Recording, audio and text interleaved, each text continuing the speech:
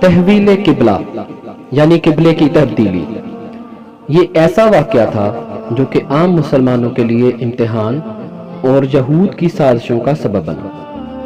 اس قسط میں تحویل قبلہ کے بعد کے واقعات اور وحی کے نزول کا ذکر ہے۔ اہم نکات درج ذیل ہیں۔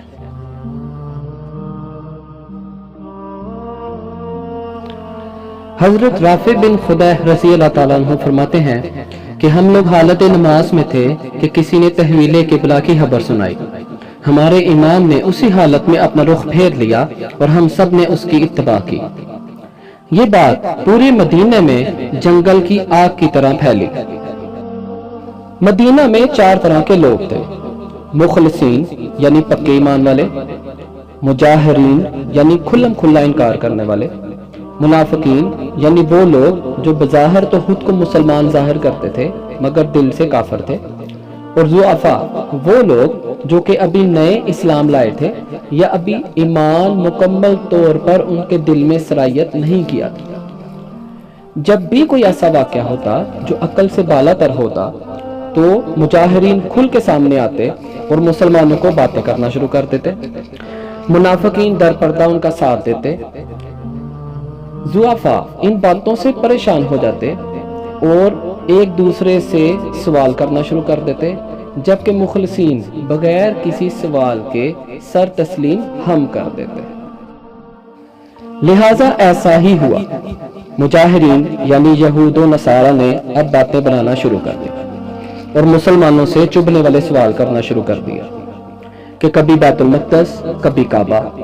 یہ تو تعصب اور ریاکاری ہے کہ جب مکہ میں تھے تو کفار کو جو کعبہ کی تعظیم کرتے ہیں ان کو جلانے کے لیے بیت المقدس کی طرف رخ کر دیا، اور جب مدینے آئے تو یہود و نصارہ کو جو کہ بیت المقدس کو مقدم جانتے ہیں ان کے خلاف اب کعبہ کی طرف ہو گئے۔ تو اس طرح انہوں نے مسلمانوں کو ریاکار کہنا شروع کر دیا، جبکہ حقیقت میں ریاکار یہود تھے، کیونکہ ایک قبلہ کے ہوتے ہوئے بھی یہ اس پر آپس میں متفق نہیں۔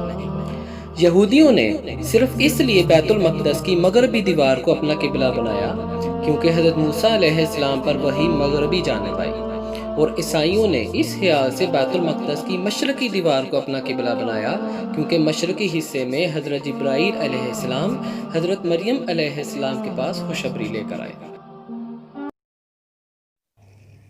سَيَقُولُ السُّفَهَاءُ مِنَ النَّاسِ مَا وَلَّاهُمْ عَنْ قِبْلَتِهِمُ الَّتِي كَانُوا عَلَيْهَا قُلْ لِلَّهِ الْمَشْرِقُ وَالْمَغْرِبُ يَهْدِي مَن يَشَاءُ إِلَى صِرَاطٍ مُسْتَقِيمٍ۔ اب بے وقوف لوگ کہیں گے کس نے مسلمانوں کو ان کے اس قبلے سے پھیر دیا جس پر وہ تھے؟ تم فرما دو مشرق اور مغرب سب اللہ ہی کا ہے، جسے چاہے سیدھی راہ چلاتا ہے۔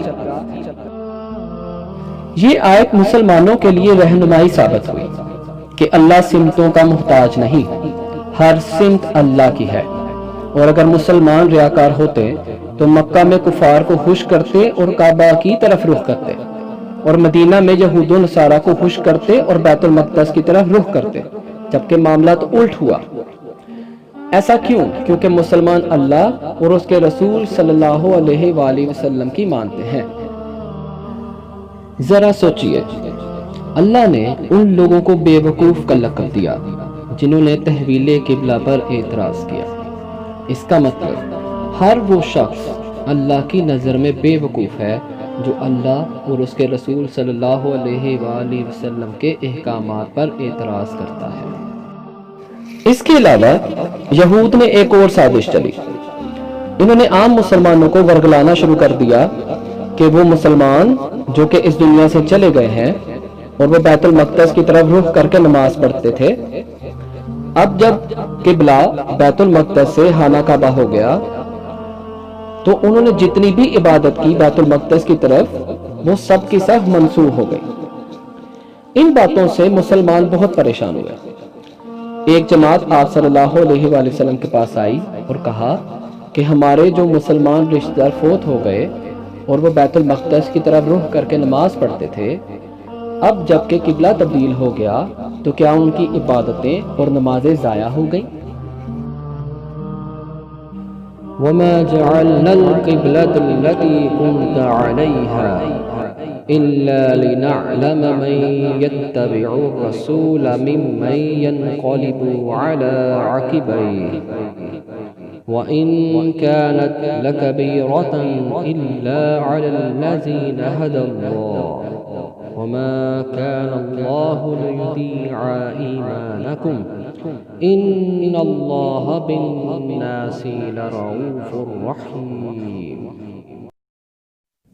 اور تم پہلے جس قبلے پر تھے ہم نے وہ اس لیے مقرر کیا کہ دیکھیں کون رسول کی پیروی کرتا ہے اور کون الٹے پاؤں پھر جاتا ہے، اور بے شک یہ بھاری تھا مگر ان پر جنہیں اللہ نے ہدایت دی، اور اللہ کی شان نہیں کہ تمہارا ایمان یعنی تمہاری عبادتیں ضائع کرے، بے شک اللہ لوگوں پر بہت مہربان ہے۔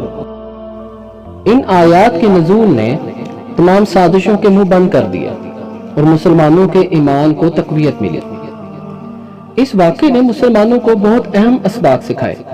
نمبر 1، نبی صلی اللہ علیہ وآلہ وسلم کی رضا اللہ کی رضا ہے، اس لیے اللہ تعالیٰ نے تحویل قبلہ آپ صلی اللہ علیہ وآلہ وسلم کی خوشی اور رضا کے مطابق کر دیا۔ یوں اللہ تعالیٰ نے اپنے محبوب صلی اللہ علیہ وآلہ وسلم کو ایک اور بلند مرتبہ عطا کیا۔ نمبر 2، تمام مسلمانوں کو یہ سبق دے دیا گیا کہ قبلہ صرف ایک سمت ہے جس کا حکم پہلے بیت المقدس کی طرف دیا گیا اور پھر کعبہ کی طرف۔ اللہ کی ذات سمتوں کی محتاج نہیں، اللہ کی ذات ہر طرف ہے۔ اصل بات اللہ اور اس کے رسول صلی اللہ علیہ وآلہ وسلم کے احکامات کو ماننا ہے۔ نمبر 3، قبلوں کی تبدیلی ایک امتحان تھی جس نے مخلصین کو مضبوط کیا، ضعفاء کے ایمان میں اضافہ کیا، منافقین کو آشکار کیا اور مجاہرین کو ذلیل و رسوا کیا۔ نمبر 4، اللہ کے امتحانات میں وہی کامیاب ہوتے ہیں جن کو اللہ ہدایت دے، تو اللہ سے ہدایت اور رہنمائی کی دعا کرتے رہنا چاہیے۔ نمبر 5، نبی صلی اللہ علیہ وآلہ وسلم کے فرمان پر شک و شبہ میں نہیں پڑنا چاہیے، اس پر عمل کرنے کی حتی الامکان کوشش کرنی چاہیے، کیونکہ سورہ نساء میں اللہ تعالیٰ فرماتے ہیں جس نے رسول صلی اللہ علیہ وآلہ وسلم کا حکم مانا اس نے اللہ کا حکم مانا۔ اللہ تعالیٰ ہم سب کو عمل کی توفیق عطا فرمائے۔